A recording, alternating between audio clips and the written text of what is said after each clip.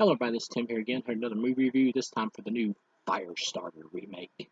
Now, just to jump into this, I am a fan of the original Firestarter. I don't think it's like an amazing movie or a great movie. Even the book I don't think is amazing or great. It's more like a solid book, I think, and as far as the movie goes, I thought the original movie was good. It was a good adaptation, not amazing. George C. Scott did a great job in it. It probably should have been played by an Indian, though, because the character in the book is an actual Indian, so that's a little weird. But George C. Scott still did a great menacing job as Rainbird, and he pretty much was the villain of the movie. Martin Sheen, who played like the leader of the shop, um, he was there, but he wasn't really intimidating at all. In this new version, they actually have an Indian playing Rainbird, and he does a much worse performance. But then again, the writing here for the dude is really bad, and the way his character's portrayed is really bad. He maybe has one or two scenes where he does like a good job or like an okay performance. Mostly it's just kind of bad. Zac Efron is probably the best performance here. He does a good, fine job. I actually like this version of the father maybe a little bit better than the original, only because it's more complex. In the original, the father was just pretty much a good guy. Here, Zac Efron is also pretty much a good guy, but at the same time, he's more conflicted because he wants what's best for his daughter, but he also wants her to suppress her power because he does think she's dangerous. It's much more. This movie has much more of a horror tone, which plays much more into the like complexities of the Charlie character and all that. Charlie McGee, the Firestarter chick. The girl in this one does not have the screen presence of Drew Barrymore, and some of her lines are really bad. Like when she kills this person that says "liar, liar, pants on fire." You see it in the trailer. It's terrible. The woman who plays the mom is also pretty weak. Overall, there's parts of this movie that really feel like a bad soap opera, and by the end, it feels like a first episode of a pilot TV series, um, which is what really hurts the movie. They got like this new shop owner in the movie who takes over from Kurtwood Smith, who's this woman, and that's one of the problems in the movie is the shop is like the villain. Like you obviously in real life you can't trust the government, so in the fictional movies stuff like that you can't either. But here they try to portray it as the woman who leads the shop might actually have a point, like the shop may have a point, and that Charlie may need to be like kept not so well like kept and trained and all that and conditioned and kept away from society and everything and might need to be destroyed. They actually play with that in the movie, which is actually kind of interesting.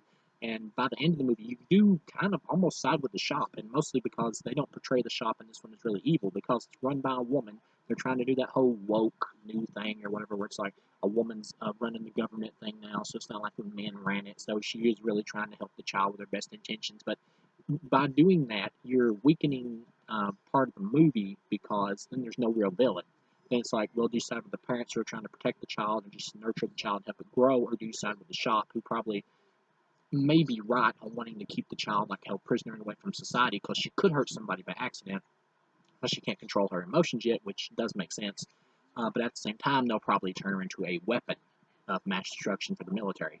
So either way, there's no win-win situation. The best way or whatever for this child to be raised and done in real life would be is if the government really wanted to help the parents or whatever and give them a facility to where they could nurture the child and take care of the child and raise her and help her learn how to completely control her powers and turn her into a good person. That would be the correct way to do it. But here, the government can't be trusted, and the parents are just kind of scrambling because they just don't have the resources to truly take care of the child. The Rainbird character here shows up listening to like some rock music or something like that, like some new wave stuff or whatever, or some new age stuff, and it just really doesn't fit. But he shows up, he kills the mother, and he's pretty much shown as like a vile guy. But by the end, you realize that yeah, they used to experiment on Indians and all that. He says stuff like that before they got like pretty white college people or whatever. And you're supposed to get the idea that he's kind of a victim of the shop as well. But at the same time, though, he's a grown man. The dude's like 40 years old, and it's not like he's being forced to go murder people. He's being commanded to go do these things or asked, and he chooses to kill the mother. So he is a villain, and he chooses to kidnap the father. By the end, Zac Efron does the push thing to get his daughter to unleash her powers, kind of similar to the ending of the original. And she pretty much takes everybody out. Some okay special effects. The main girl who plays Charlie, she may have a career like ahead of her in movies. She does an okay job in this film. And after she takes everybody out or whatever, there's these three people wearing fire retardant suits who are going to take her down. And then Rainbird shows up and guns each one of them down. And he starts to like get on his knees for judgment from Charlie. And she sees him as a victim now, which I kind of like the idea that they're trying to play Rainbird as like kind of in a gray area. I do kind of like the idea of that. But at the same time, though, after she allows him to live, she just like walks off out on the beach to be by herself, and then out comes Rainbird, and he just like picks her up, and they just he just carries her off on the beach together and she's going to go live with him. I don't buy that at all. This is a character who has not learned to master her emotions or anything like that. She is not going to run off with the dude who killed her mother, who she deeply loved. Not going to happen. Really stupid ending. All in all, as it feels like by the end, it just feels like nothing's really finished here. This just feels like a pilot for like a first episode of a TV series, and it feels really soap opera-ish at times.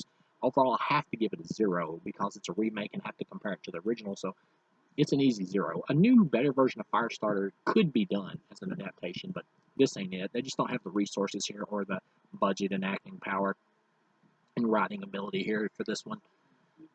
Yeah, all in all, another waste of time remake. You're not missing anything if you don't see it. Just stick with the original. It's pretty pointless. So thank you guys for watching, and I'll see you.